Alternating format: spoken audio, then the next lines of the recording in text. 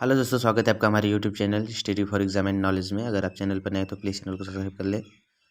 आज हम लोग यूपीएसआई का जो एग्ज़ाम हुआ है 12 नवंबर 13 नवंबर में जो प्रश्न पूछे गए हैं उन प्रश्नों को हम लोग देखेंगे। तो स्टार्ट करते हैं। 12 नवंबर का जो सेकेंड शिफ्ट का एग्ज़ाम हुआ है उसमें जो कुछ प्रश्न हमें मिल पाए हैं उनको हम लोग देखेंगे कि किस तरह के प्रश्न जो हैं पूछे जा रहे हैं यूपीएसआई के पेपर में।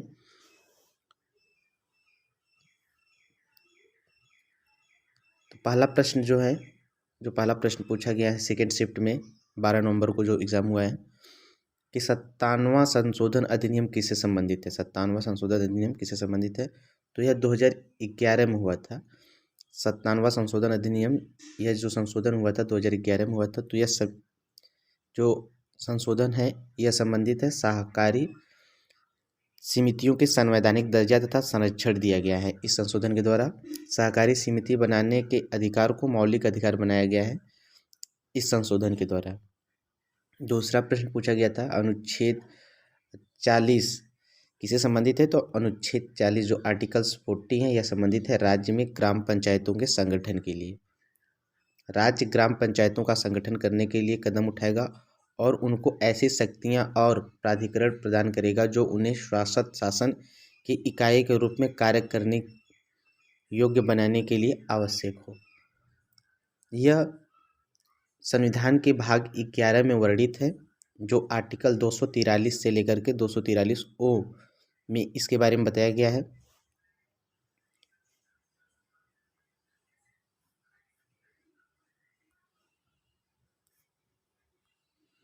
इसके बाद जो पूछा गया नेक्स्ट प्रश्न, पंचायती राज दिवस कब मनाया जाता है? तो यह 24 अप्रैल को मनाया जाता है। भारतीय संविधान के 73वां संशोधन अधिनियम 1992 के पारित होने के प्रतीक के रूप में जो कि 24 अप्रैल 1993 से लागू है, पंचायती राज दिवस के रूप में मनाने की शुरुआत जो है 2010 से हुई है। उच्चतम न्यायालय की स्थापना और गठन किस अनुच्छेद से संबंधित है? यह पूछा गया है। तो आर्टिकल्स 124 से संबंधित है।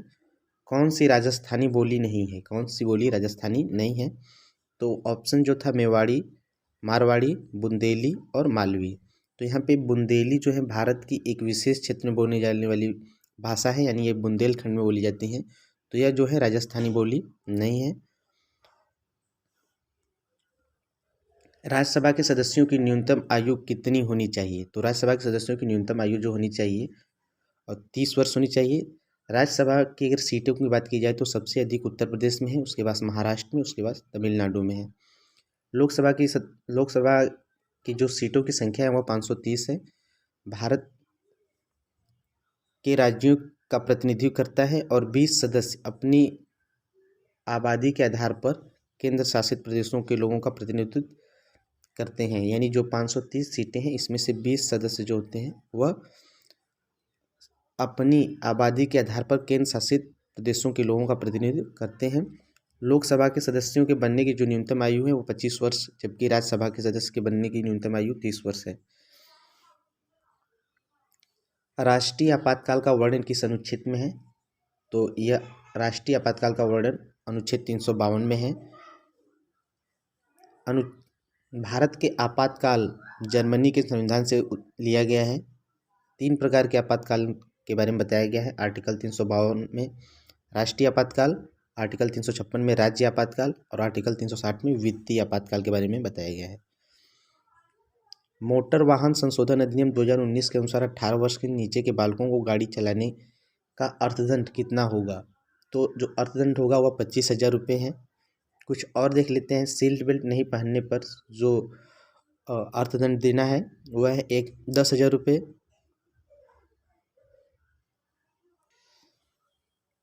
तो सीट बेल्ट नहीं पहनने पर जो अर्थदंड देना है वह है 1,000 रुपये। दोपहिया वाहनों पर 2 से ज़्यादा सवारी करने पर 1,000 रुपये का चालान कट सकता है। हेलमेट नहीं पहनने पर भी 1,000 रुपये का एवं 3 महीने के लिए लाइसेंस निलंबित किया जा सकता है। इमरजेंसी वाहनों को रास्ता न देने पर 10,000 का अर्थदंड का प्रावधान किया गया है। खतरनाक ड्राइविंग करने पर 5,000 रुपये का अर्थदंड है। शराब पीकर वाहन चलाने पर 10,000 रुपये का, ड्राइविंग के दौरान फ़ोन पर बात करने का 5,000, बिना परमिट पाए जाने पर 10,000 रुपये का चालान होगा, गाड़ियों को ओवरलोडिंग पर 20,000 और उसके बाद प्रति टन पर 2,000 रुपये का अर्थदंड सुनिश्चित किया गया है। बिना इंश्योरेंस गाड़ी चलाने पर 2,000 रुपये, नाबालिग द्वारा गाड़ी चलाने पर 25,000 रुपये एवं 3 साल की सजा का अर्थदंड है। विजयनगर साम्राज्य की स्थापना कब और किसने किया था? यह भी प्रश्न यूपीएससी में पूछा गया है। तो इसकी स्थापना 1936 में किया गया था। संगम वंश के 2 शासक हरिहर प्रथम और बुक्का राय प्रथम द्वारा हरिहर विजयनगर साम्राज्य की स्थापना की गई है। जायद की फसलों को कब बोया जाता है? तो जायद की फसल जो होते हैं रबी की फसल के बाद बोए जाते हैं, या रबी का फसल जो होता है वह अक्टूबर नवंबर में बोया जाता है और मार्च में इसकी कटाई की जाती है। जैसे गेहूँ, सरसों, यह रबी की फसल है, जबकि जायद की फसल जो होती है गर्मी महीने में यानी मार्च अप्रैल मई में बोई जाती हैं। जैसे कि खीरा, ककड़ी, ये जो है जायद की फसल है। उसके बाद खरीफ की फसलों का बारे में बात करेंगे। खरीफ की फसल जो होती हैं यह जून और जुलाई में बोई जाती हैं और अक्टूबर माह में काट ली जाती हैं। जैसे कि धान, बाजरा, चावल इत्यादि जो है खरीफ की फसल है।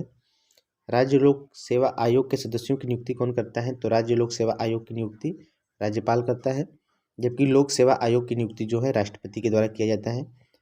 राज्य मानवाधिकार आयोग के सदस्य की नियुक्ति कौन करता है? तो राज्य मानवाधिकार आयोग के सदस्य की नियुक्ति जो है वह राज्यपाल के द्वारा की जाती है, लेकिन बर्खास्त करने का जो अधिकार होता है वह केवल राष्ट्रपति के पास होता है।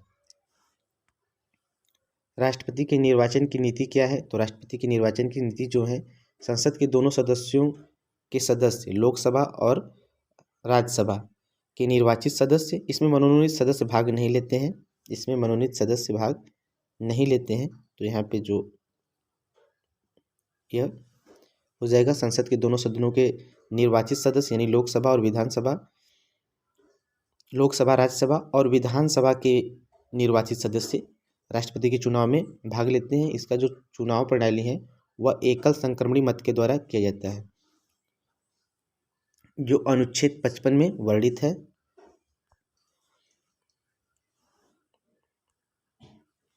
भारत के सर्वोच्च न्यायालय में कितने न्यायाधीश हैं? तो भारत के सर्वोच्च न्यायालय में इस समय 33 न्यायाधीश हैं, लेकिन अधिकतम संख्या जो हो सकती है वह 34 होगी, जिसमें से 1 मुख्य न्यायाधीश होंगे तथा 33 अन्य न्यायाधीश होंगे।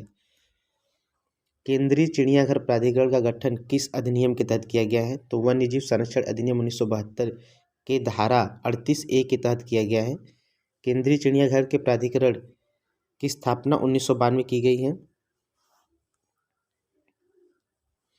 गदर पार्टी की स्थापना कहाँ हुई और इसका मुख्यालय कहाँ पे है? तो गदर पार्टी की स्थापना अमेरिका के सैन फ्रांसिस्को के एस्टोरिया में 1913 में हुई है। अंग्रेजी साम्राज्य को जड़ से उखाड़ फेंकने के उद्देश्य से इस पार्टी का गठन किया गया था। उत्तर प्रदेश का लोक नृत्य है, तो उत्तर प्रदेश का लोक नृत्य जो है चारकुला है, नौटंकी है, रासलीला है, यह उत्तर प्रदेश का लोक नृत्य है। ग्राम पंचायतों का कार्यकाल कितना होता है? तो ग्राम पंचायतों का कार्यकाल 5 वर्ष होता है। देशद्रोह के लिए आईपीसी की धारा कौन सी है? तो देशद्रोह के लिए जो आईपीसी की धारा है भारतीय कानून संहिता की धारा 124A में देशद्रोह की परिभाषा दी गई है, जिसके मुताबिक अगर कोई भी व्यक्ति सरकार की विरोधी सामग्री लिखता है या बोलता है या फिर ऐसा किसी बातों का समर्थन करता है तो उसको आईपीसी की धारा 124 के तहत दंड का प्रावधान है। देश 15वें वित्त आयोग के अध्यक्ष कौन है? तो 15वें वित्त आयोग के जो अध्यक्ष हैं इस समय एन.के. सिन्हा है। एन.के. सिन्हा, इनका जो कार्यकाल रहने वाला है 2020 से 2025 तक रहेगा। 14वें वित्त आयोग के जो अध्यक्ष रह चुके हैं वह हैं डॉक्टर वाई.वी. रेड्डी, जो कि 14वें वित्त आयोग के अध्यक्ष थे। और पहले वित्त आयोग के जो अध्यक्ष हैं के.सी. नौग्या, जो 1952 से 1957 तक इनका कार्यकाल था। इसके बाद वित्त आयोग किस अनुच्छेद से संबंधित है? तो आर्टिकल 280 से जो है वित्त आयोग संबंधित है। The finance commissions act 1991। Kalinjar कहाँ पर है? तो कलिंजर जो है बांदा डिस्ट्रिक्ट के उत्तर प्रदेश में है।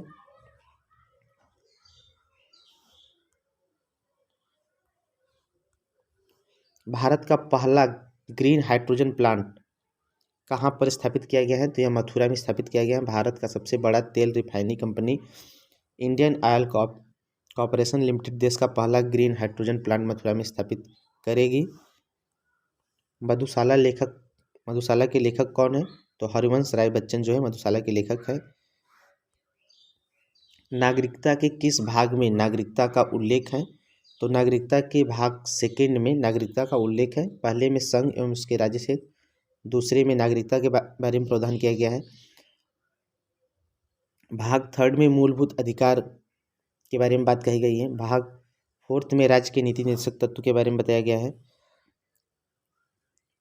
भाग फोर्थ ए में मूल कर्तव्य को रखा गया है। भाग 5 में संघ और भाग 6 में राज्य।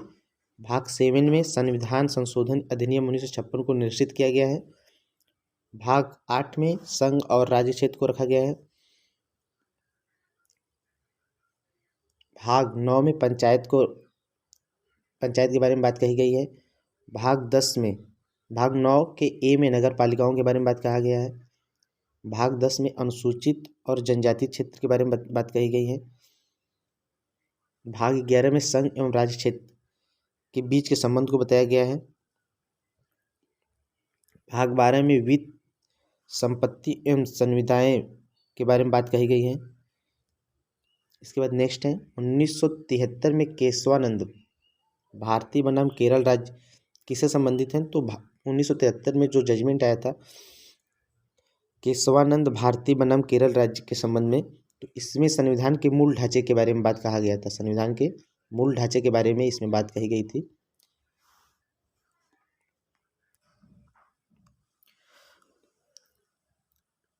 कुछ प्रश्न ऐसे हैं जो थर्ड शिफ्ट में पूछे गए हैं, तो उनको भी हम देख लेंगे। जो थर्ड शिफ्ट में पूछे गए प्रश्न है, जैसे कि पहला इसमें है परमानंद कटारा बनाम भारत संघ वाद किससे संबंधित है? परमानंद कटारा बनाम भारत संघ वाद किससे संबंधित है? तो सुप्रीम कोर्ट ने 1989 में परमानंद कटारा बनाम भारत संघ के मामले में निर्णय दिया था कि घायल व्यक्ति को बिना किसी औपचारिकता के तत्काल इलाज मुहैया कराई जाए। यह संविधान के आर्टिकल 21 के अंतर्गत जीवन के अधिकार तथा मौलिक अधिकार भी हैं। परमानंद कटारा बनाम भारत संघ के वाद में सुप्रीम कोर्ट ने कहा कि चिकित्सा का अधिकार मूल अधिकार है, अतः कोई भी सरकारी या गैर सरकारी अस्पताल इलाज के लिए यह कहकर मना नहीं कर सकता कि यह पुलिस केस है।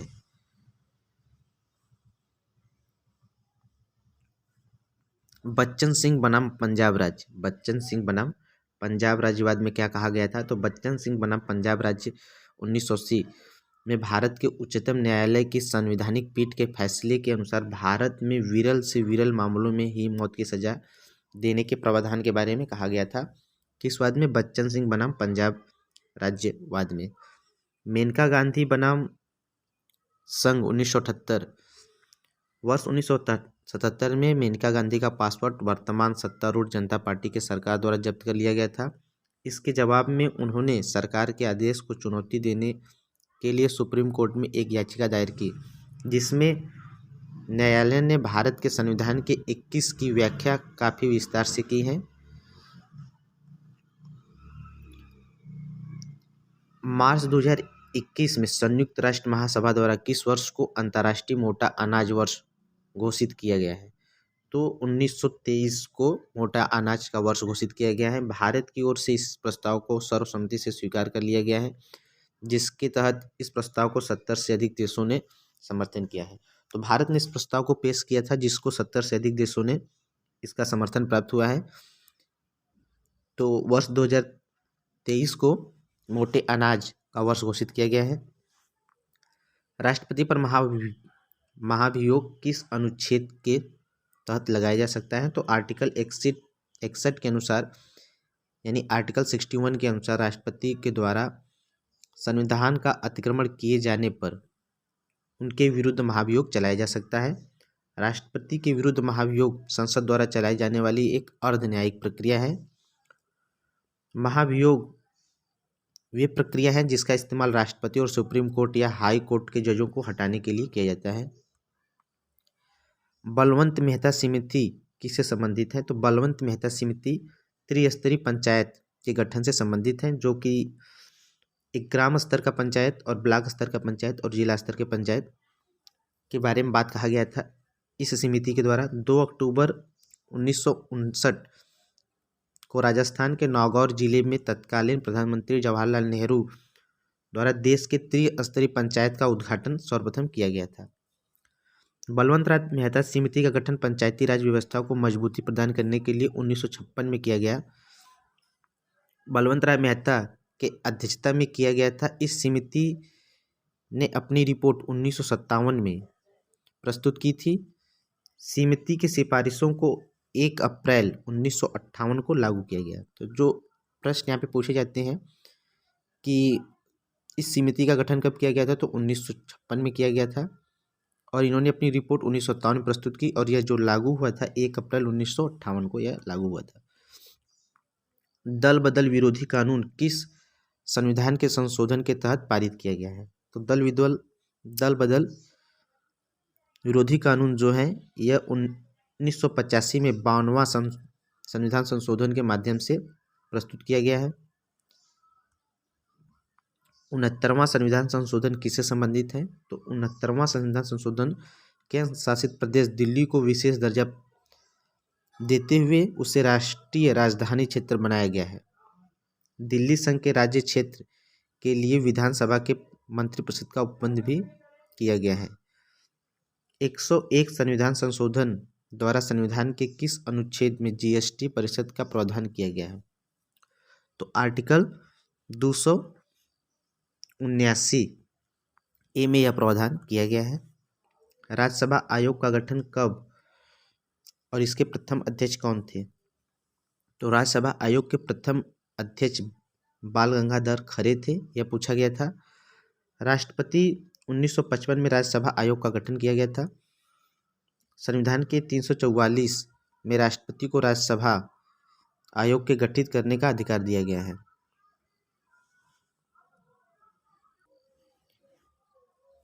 ओलंपिक 2020 का शुभकर क्या था? तो ओलंपिक 2020 का जो शुभकर था वह मृत्युआ था। मृत्युआ एक जापानी चमत्कार पर आधारित है जिसका अर्थ होता है भविष्य। आईपीसी धारा 23 किससे संबंधित है? तो आईपीसी धारा 23 जो है वह संदोष और अभिलाभ या हानि से संबंधित है। जेंडर पार्क कहाँ पर है? जेंडर पार्क कहाँ पर है? तो जेंडर पार्क तिरुवनंतपुरम केरल 2013 में स्थापित किया गया है। आर्टिकल 343 किससे संबंधित है? तो आर्टिकल 343 जो है भारतीय संघ की राजभाषा हिंदी एवं लिपि देवनागरी संबंधित है, जिसमें 22 भाषाओं का उल्लेख किया गया है। प्रारंभ में जो आर्टिकल 343 में उल्लेखित भाषाएं थी वह 14 थीं।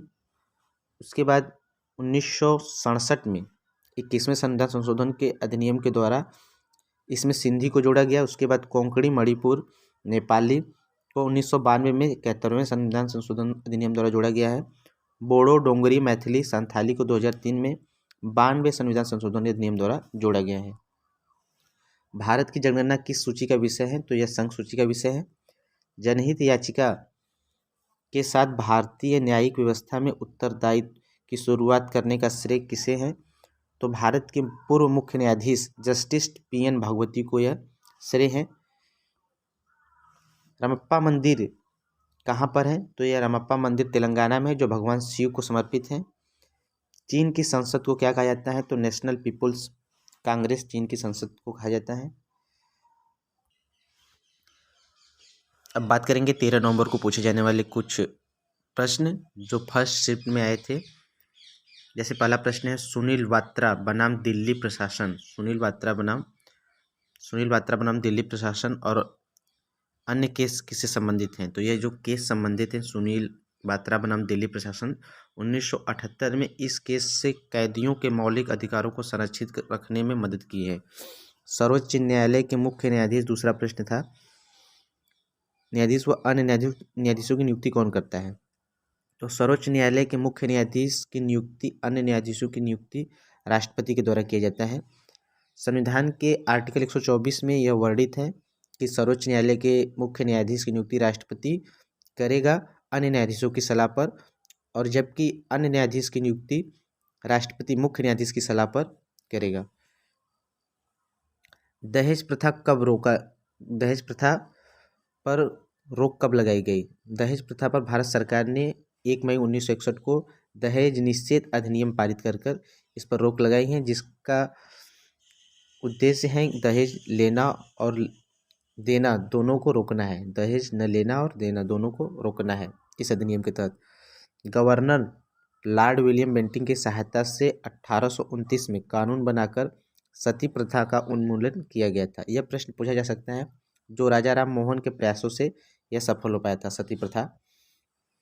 तो प्रश्न यह पूछता है कि सती प्रथा उन्मूलन जो है, यह जो एक्ट है किसके समय लाया गया था? तो लॉर्ड विलियम बेंटिंक के द्वारा यह लाया गया था, और किसके प्रयास से? राजा राम मोहन के प्रयास से, और जो वर्ष है 1829। विधवा पुनर्विवाह अधिनियम 1956, जो कि 26 जुलाई 1956 को यह लाया गया था। यह ईश्वरचंद्र विद्यासागर के प्रयास से यह सफल हो पाया था। इस समय जो यह अधिनियम लाया गया था, तो भारत के जो गवर्नर जनरल थे वह थे लॉर्ड कैनिंग। बाल विवाह पूर्णतया को रोक लगाने हेतु एक कानून पारित किया गया था, जिसको क्या कहा गया? शारदा एक्ट के नाम से जाना जाता है, जो 1929 में पास हुआ था। इस एक्ट में यह कहा गया था कि जो लड़कियां हैं उनके विवाह की जो आयु, न्यूनतम आयु होगी वह 14 वर्ष होगी, और लड़कों की 18 वर्ष तय की गई थी, जिसको बाद में संशोधित करके 18 वर्ष और 21 वर्ष कर दिया गया है। भारत के मुख्य चुनाव आयुक्त की नियुक्ति कौन करता है? तो भारत के मुख्य चुनाव आयुक्त की नियुक्ति आर्टिकल 324 के तहत राष्ट्रपति जो है भारत के मुख्य निर्वाचन आयुक्त की नियुक्ति करता है। मुख्य निर्वाचन आयुक्त का जो कार्यकाल है या तो 6 वर्ष या 65 वर्ष, जो पहले हो वह निर्धारित किया गया है। प्रधानमंत्री की नियुक्ति कौन करता है? तो प्रधानमंत्री की नियुक्ति राष्ट्रपति के द्वारा की जाती है। राष्ट्रपति बहुमत प्राप्त दल के नेता को प्रधानमंत्री नियुक्त करता है और उसे शपथ दिलाता है। भारत संविधान के अनुसार भारत में सर्वोच्च कानून अधिकारी कौन है? तो भारत संविधान में सर्वोच्च कानून अधिकारी भारत के महान्यायवादी को नियुक्त किया गया है।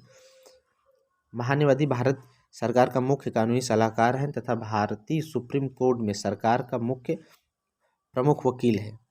इसे किसी भी कोर्ट में सुनवाई करने का आदेश है। यह जो संबंधित है आर्टिकल 76 से संबंधित है। 73वां संविधान संशोधन अधिनियम कब पारित हुआ था? तो 73वां संशोधन अधिनियम 1992 में तत्कालीन प्रधानमंत्री PV नरसिम्हा राव के कार्यकाल में प्रभावी हुआ था। 24 अप्रैल 1993 से 73वां संविधान संशोधन अधिनियम लागू हुआ है। इसीलिए 24 अप्रैल को राष्ट्रीय पंचायत दिवस के रूप में मनाया जाता है। मूल संविधान में भाग 9 के अंतर्गत पंचायती राज का प्रावधान किया गया है, जो आर्टिकल 243 से संबंधित है। दल बदल यह प्रश्न हो चुका है। अपराधों के लिए दोष सिद्ध के संबंध में संरक्षण किस अनुच्छेद में है? तो यह आर्टिकल 20 में है। अपराधों के लिए दोष सिद्धि के संबंध में संरक्षण का प्रावधान किया गया है। पर्यावरण सुरक्षा और सुधार और वनों और वन्य जीव की सुरक्षा किस अनुच्छेद में वर्णित है? तो आर्टिकल 40A यानी 48A के अनुच्छेद में यह वर्णित है। पर्यावरण सुरक्षा, सुधार और वनों और वन्य जीवों की सुरक्षा का जो प्रावधान है आर्टिकल 40A, जो राज्य के निधि निदेशक के तत्व के अंतर्गत आता है। यह 42वां संविधान संशोधन अधिनियम 1976 के द्वारा 48A को जोड़ा गया है। वन्य जीव और वन्य दोनों को संविधान के 42वें संशोधन अधिनियम 1976 द्वारा 7वीं अनुसूची में रखा गया है। जल प्रदूषण अधिनियम 1974 में लाया गया था। पर्यावरण संरक्षण अधिनियम 23 मई 1986 को पारित किया गया है, जबकि वन्य जीव संरक्षण अधिनियम 1972, वायु प्रदूषण अधिनियम 1981 को लाया गया है। एक से अधिक राज्यों का राज्यपाल हो सकता है, किस अनुच्छेद में वर्णित है? तो आर्टिकल 153 में वर्णित है कि एक राज्यपाल एक से अधिक राज्यों का राज्यपाल हो सकता है। आर्टिकल 154 राज्य के कार्यपालिका की शक्ति राज्यपाल में निहित है, यह बताया गया है। 153 के मुताबिक यह बात कही गई है कि एक राज्यपाल एक से अधिक राज्य का राज्यपाल हो सकता है। आयकर टैक्स किस प्रकार का टैक्स है? तो ये डायरेक्ट टैक्स है, जिसके अंतर्गत income tax, corporation tax, property tax, ये सब टैक्स आते हैं। सर थॉमस रो किसके दरबार में भारत आए थे? तो सर थॉमस रो जो थे सम्राट जहांगीर के समय दरबार में आए थे। संयुक्त राष्ट्र महासभा के अध्यक्ष बनने वाले पहले भारतीय कौन है? तो विजय लक्ष्मी पंडित जो है इसके पहले भारतीय हैं। देश में पहली बार आपातकाल की घोषणा कब हुई थी? तो देश में पहली बार आपातकाल की घोषणा 26 अक्टूबर 1962 में हुई थी। स्वतंत्र भारत के इतिहास में 3 बार आपातकाल की घोषणा की जा चुकी है। पहला उदाहरण 26 अक्टूबर 1962 को किया गया था, जो 10 जनवरी 1968 के बीच रहा। यह जो आपातकाल घोषित किया गया था भारत चीन युद्ध के दौरान किया गया था, जब भारत की सुरक्षा को बाहरी आक्रमण से खतरा घोषित किया गया था। दूसरा आपातकाल 3 से 17 दिसंबर 1971 के बीच में था, जिसे मूल रूप से भारत पाकिस्तान युद्ध के दौरान घोषित किया गया था। यह भी जो आपातकाल था भारत की सुरक्षा को बाहरी आक्रमण से खतरा होने के संदर्भ में दूसरा भी आपातकाल घोषित किया गया था। तीसरे आपातकाल की बात की जाए तो यह जो आपातकाल था 25 जून 1975 से 21 मार्च 1977 के बीच इंदिरा गांधी के प्रावधान के तहत राजनीतिक अस्थिरता यानी आंतरिक अशांति के आधार पर यह आपातकाल घोषित किया गया था। निजता का अधिकार आर्टिकल 21 के तहत है। निजता का अधिकार आर्टिकल 21 के तहत प्राण एवं दैहिक स्वतंत्रता के अधिकार के आंतरिक भाग के रूप में संविधान के भाग 3 के द्वारा गारंटीकृत स्वतंत्रता के हिस्से के रूप में इसको संरक्षित किया गया है। 24 अगस्त 2017 को 9 न्यायाधीशों की पीठ ने एक ऐतिहासिक फैसला सुनाते हुए निजता के अधिकार को संविधान के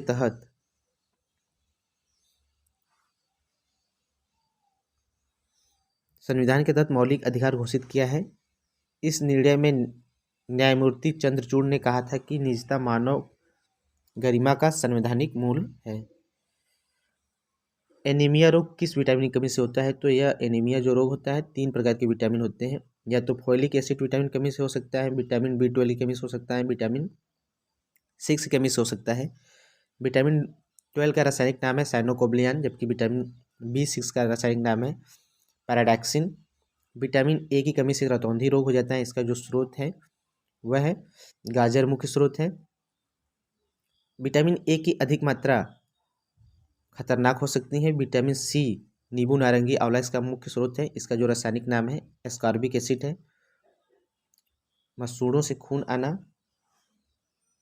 विटामिन डी का रासायनिक नाम जो है टोकोफेराल, इसकी कमी से सूखा रोग हो जाता है। विटामिन ई जनन शक्ति का कम होना। विटामिन के रुधिर का स्राव। विटामिन के की कमी से रुधिर का स्राव अधिक, चोट लगने पर रुधिर का थक्का नहीं बन पाता है और रुधिर का स्राव अधिक देर से होता है। विटामिन B3 त्वचा का फटना। विटामिन B1 बेरी रोग हो जाता है। थायमीन इसका रासायनिक नाम है विटामिन B1 का। उत्तर प्रदेश की फ्री एजुकेशन पॉलिसी कब शुरू हुई थी? तो उत्तर प्रदेश में फ्री एजुकेशन पॉलिसी 2011 में प्रारंभ किया गया था और 86वां संविधान संशोधन अधिनियम 2002 के तहत आर्टिकल 21A में शिक्षा के अधिकार को मूल अधिकार के रूप में वर्णित किया गया है, जिसमें बताया गया है कि 6 से 14 वर्ष के बच्चों को की जो शिक्षा है वह उनका मूल अधिकार है, जो 86वां संविधान संशोधन द्वारा लाया गया था।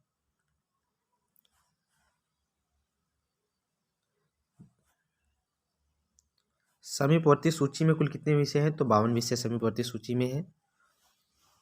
तो आशा करते हैं कि आपको वीडियो पसंद आया होगा। वीडियो पसंद है तो वीडियो को लाइक करें, शेयर करें और प्लीज़ चैनल को सब्सक्राइब करें। Thanks for watching. धन्यवाद।